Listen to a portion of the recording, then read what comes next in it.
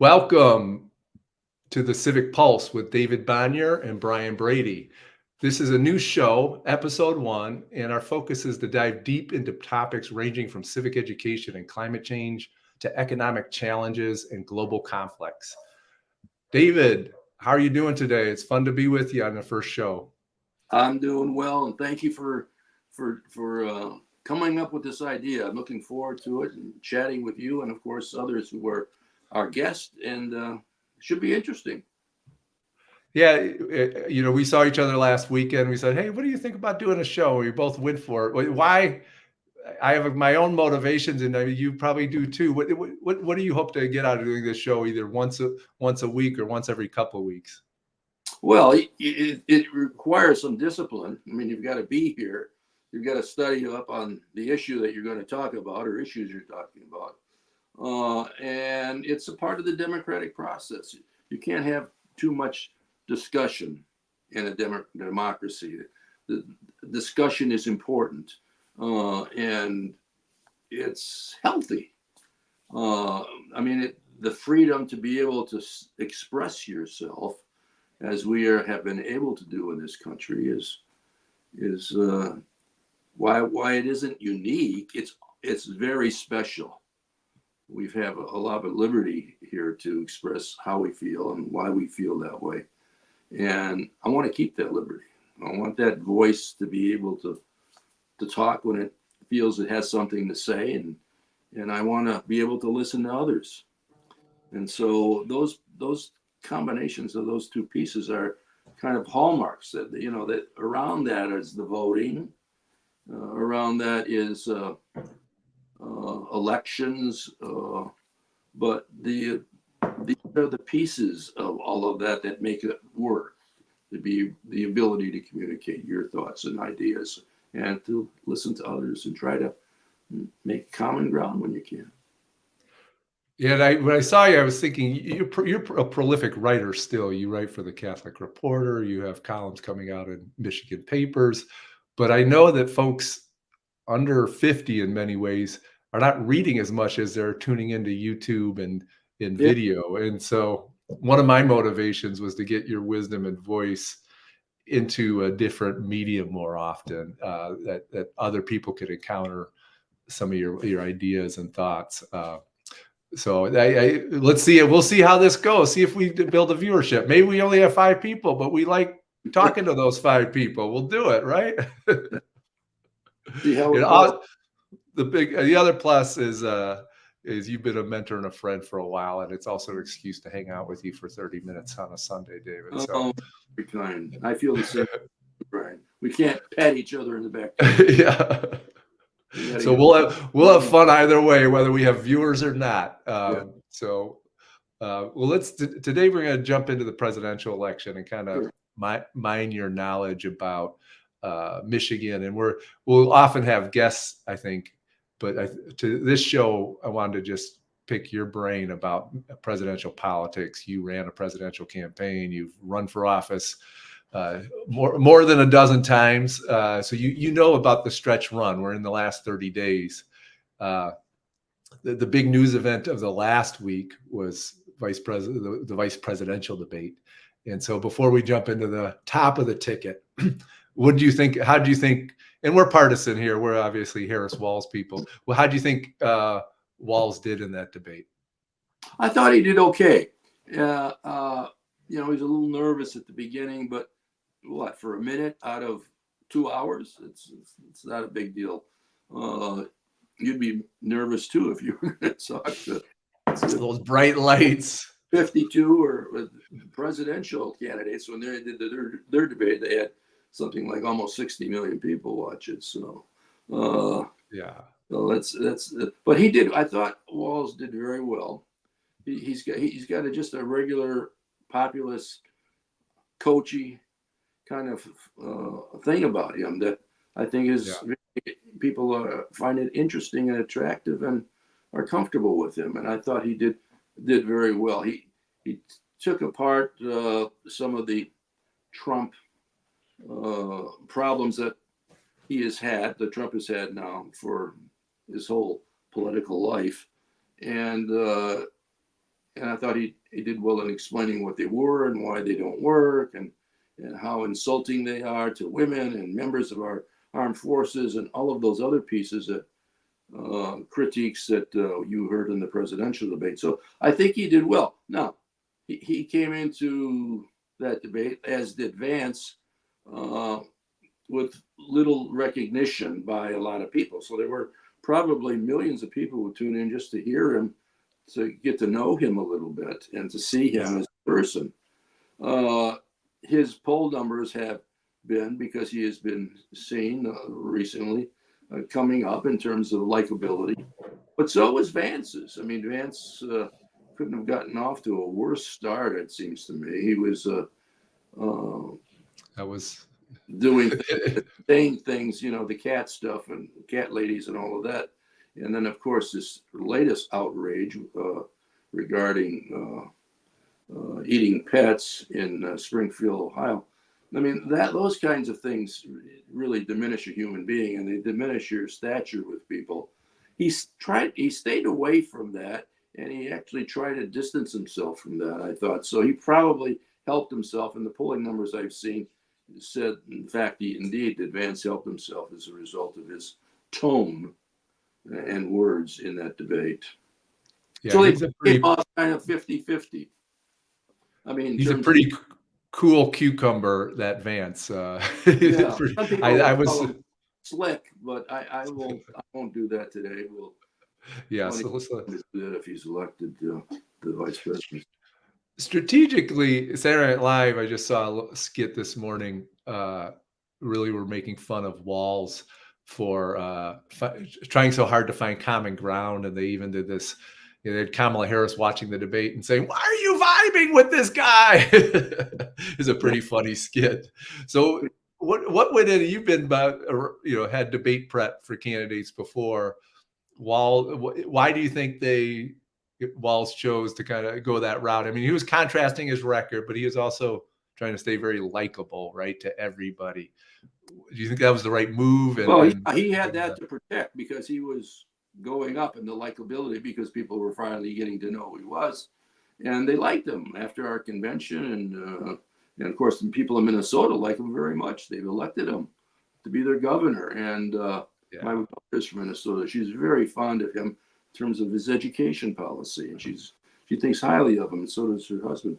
So I think he was there to protect what he had built up, and then to do the purpose of a vice president is to be there to support in the highest possible way your running mate, person who's going to be the next president of the United States. Vance, on the other hand, had this rocky start, and he was trying to clean up, basically, and he seems to have done that. The polling numbers I've seen after the debate, they polled across the country. A couple reasonably well, good outfits that did that, showed them about 50-50. But why didn't Walz, when Vance was lying about the Affordable Care Act and how Trump saved it, why didn't he just call BS and say that's you're full of baloney? He kind of did, but he did it in such a polite way. He was like, "Oh, we kind of agree on things." Yeah, well, he could have been a little punchier. He finally threw the heavy shot right at the end. But people are a little, it's a fine line you're walking in terms of the punchiness, and in terms of let's try to work together and get something done. It's those two worlds are out there, and Trump has no idea of how to get anything done, but he takes that ladder. He takes the punch thing. He rides that all the way, and it's miraculously he's got as far as he has on it, I think. Yeah, that shows the amount of anger and unrest. But I thought that, to me, the debate came down to Walz was down by a field goal with about 2 minutes to go. He had fought back from being behind a couple touchdowns. And then that last answer when he goes, "That's a damnable non-answer." And I felt like that was the long pass at the end that he got a touchdown on and won the debate with the last with that last little snippet on January 6th. That was a good one. because I think that's what a lot of people will remember from that Sure. debate. Hey, switching to the top of the ticket, which we know 99% of people are going to vote Harris versus Trump. What do you think? 30 days left in this election, a little less actually, right? Yeah. I think down to 28. What do you think that Harris has to do? She's leading by a few ticks in the national polls. She's up by like one or two, uncomfortably close, but up in the most of the swing states. If you're running this campaign and you've run some, it seems like your tendency, part of you wants to run out the clock, and part of you wants to be aggressive. Which way do you think they should go on this? Well, you got to do a little of each. Now that sounds like a cop out, but it isn't as an answer because you really have to. I mean, first of all, she's got to be herself, and I think she's taken herself from the vice presidency, where she was basically a great supporter of Biden's, but not really seen a lot by the president. That's the vice president has a different role, but likable. She had a great rollout in terms of her early speeches, the one at the convention, the debate against Trump. She really did very well, I thought. So, number one, you got good approval numbers, which are unusual these days. Yes. Keep doing what you're doing in that regard. Mm-hmm. Number two, get out the vote. Get out the vote. There's nothing more important at the end of a campaign than having that operating. People are voting all over the country right now in many, many states. So that should be in play, and they should be, bringing people to the polls, getting them to vote, and helping them with that process if they need it. So that would be the second thing. Now that can be done in a variety of ways. I mean, the Democratic Party has lost about 20% of the labor vote, which is a huge. Trump was able to wedge that, and the labor movement has been often responsible for getting out working men and women to the polls. So that they've got another opportunity to do the job that they usually do, and that is get a good hot turnout among their own membership and then others as well. I would say that Obama, who will be campaigning with Harris, both Obamas, maybe just Barack, I'm not sure, but that will be very helpful in terms of bringing progressives, African American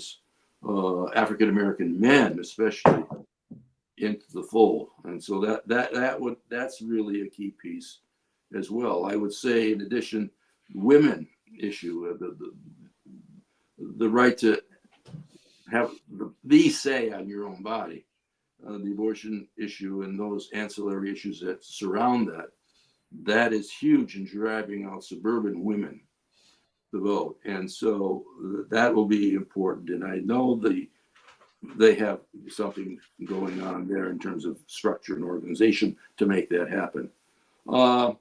So those are kind of the pieces that I think don't make it too complicated.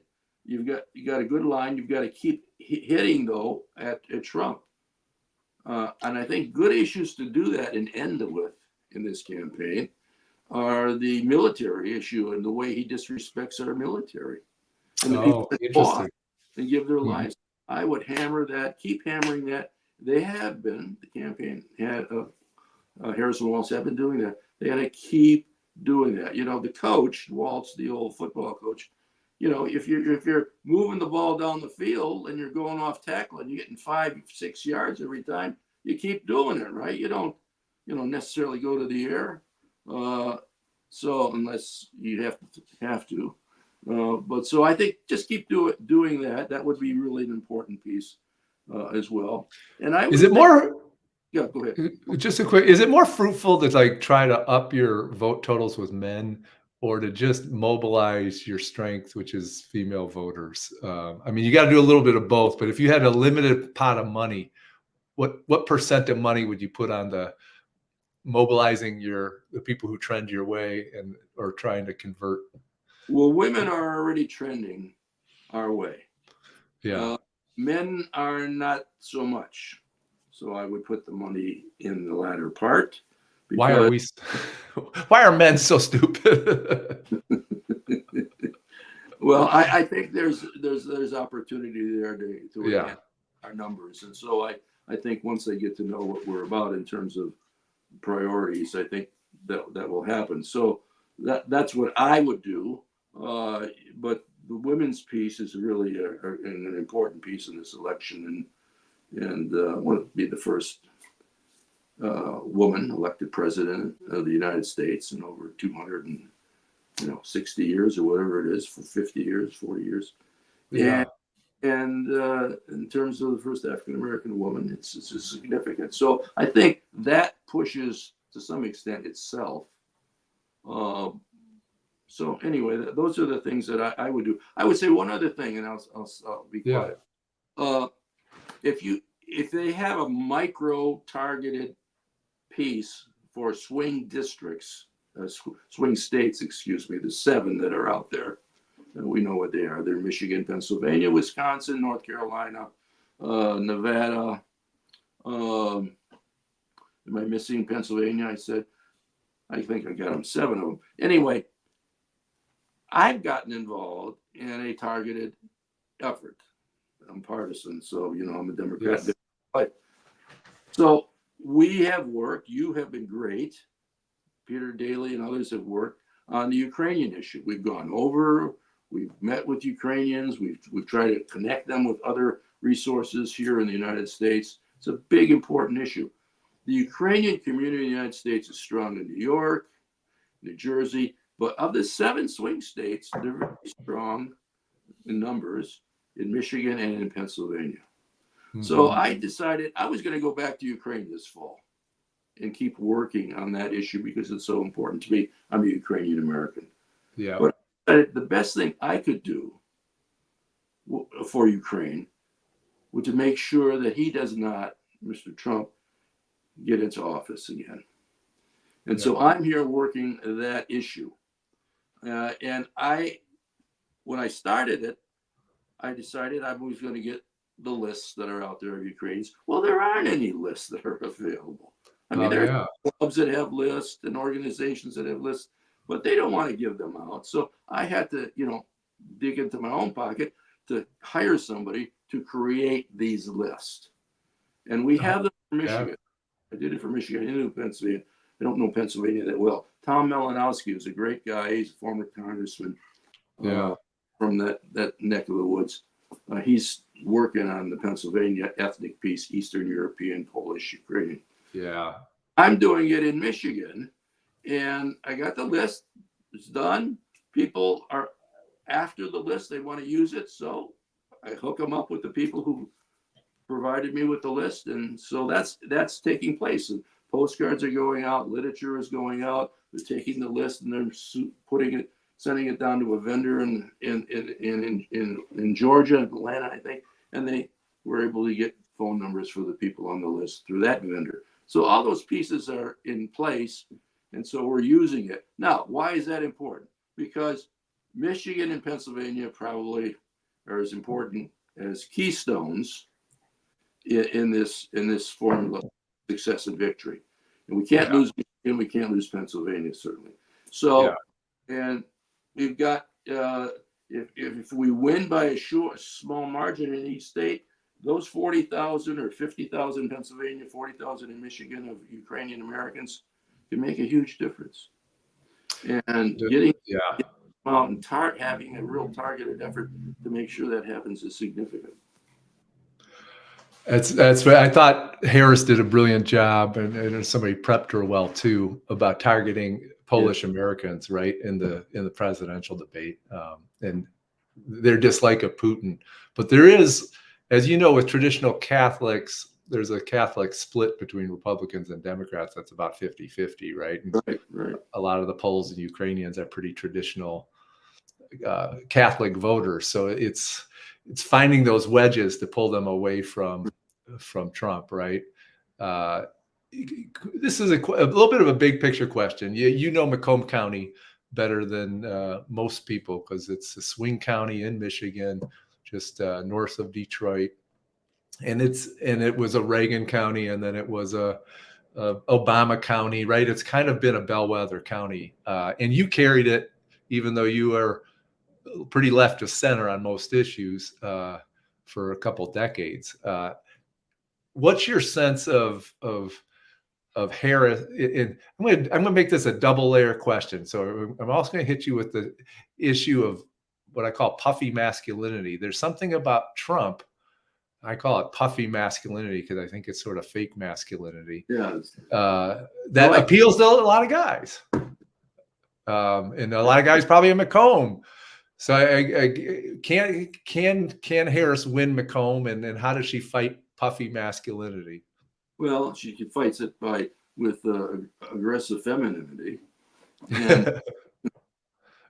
and also by having the right policies. And I think one of the reasons I represented Macomb for 26 years in the U.S. Congress, and one of the reasons I think we lost it to Trump after I left was because of the trade policies that the Democrats reneged on.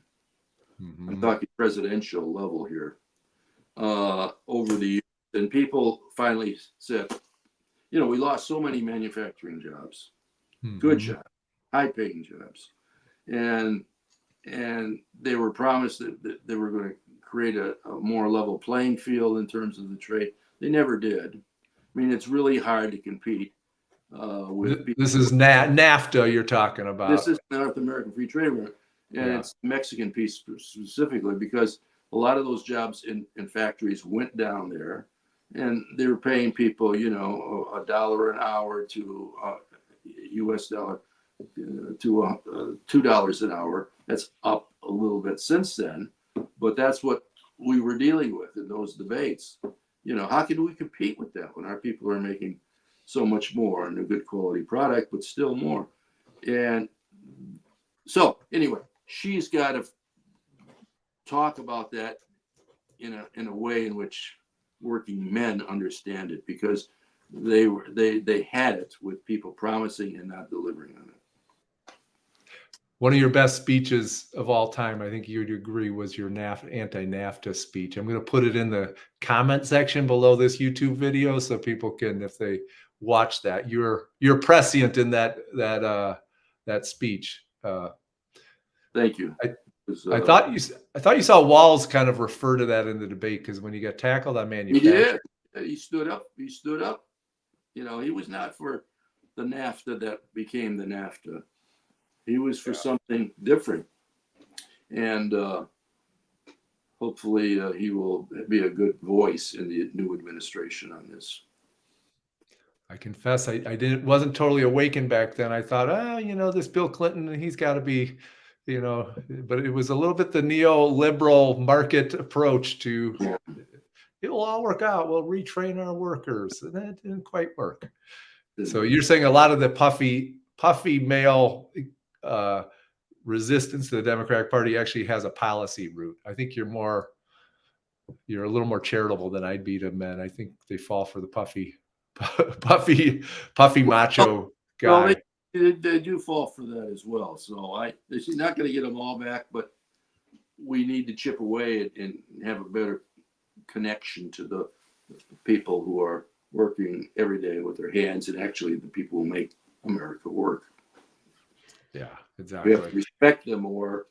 The other piece was the idea of the flyover society. I can't tell you how rankled I get when I even hear that.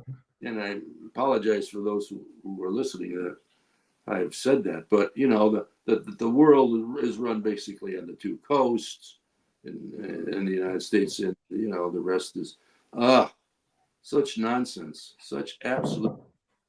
I get a bee in my bonnet about that issue too, David, because I didn't really encounter it. We're both Midwestern guys until I started working a little bit more national. I was like, oh, these guys on the coast, sometimes they really just think they're better and smarter. They do. And they don't even know they're doing it sometimes. But they don't. and it's very insulting and demeaning. And so we're educating people on all that. We're getting to them and understanding that now we have the greatest agricultural production out of the Midwest, and we have the freshest water in the world in the Midwest, and we have a manufacturing strength that's was and can still be in this new economy of ours a powerhouse. So that's what we have to work on. Yeah, I see it with the punditocracy a bit in the coast that who wanted Josh Shapiro as the VP choice. Yeah. And when they went for Walz, and they're still looking. So when Walz didn't do so well in the debate, they felt they all pounced. Shapiro would have chewed him up, right? It's like, hey, ease up, guys. Hey, before we get away from presidential politics, we got to talk about the hurricane and the disinformation and the disinformation ecosystem. It seems like it's such a big ecosystem of media within the right that you can put out a lie and the truth. You know, we used to say it takes half a day for the truth to get out of bed and catch up. Now it doesn't feel like the truth even gets out of bed for about a week after the lie goes out. How do we combat that? We don't live in that ecosystem bubble, but so many people do. And it seems like an issue that we're going to be fighting long after this election. Yeah. And I don't know the answer to that. And we just have to keep making sure that our leaders are honest and truthful. And we're not going to do that with Trump and Vance. And I think we'll be much better off in that regard with the two Democrats that are running for the top spots. I think you got to go on Fox News and at least. I mean, I don't think you can run away from right-wing media. No, you can't do that, and you have to, you have to get your message out. And Fox reaches a lot of people, right? Yeah. Maybe you don't do news. Maybe you don't do Newsmax, but you got to at least do Fox. I think. I've been in a lot of hotels, and you go down to the breakfast room, there where you get, you get your room and your breakfast free. There are people in there eating, and often these places have Fox News on.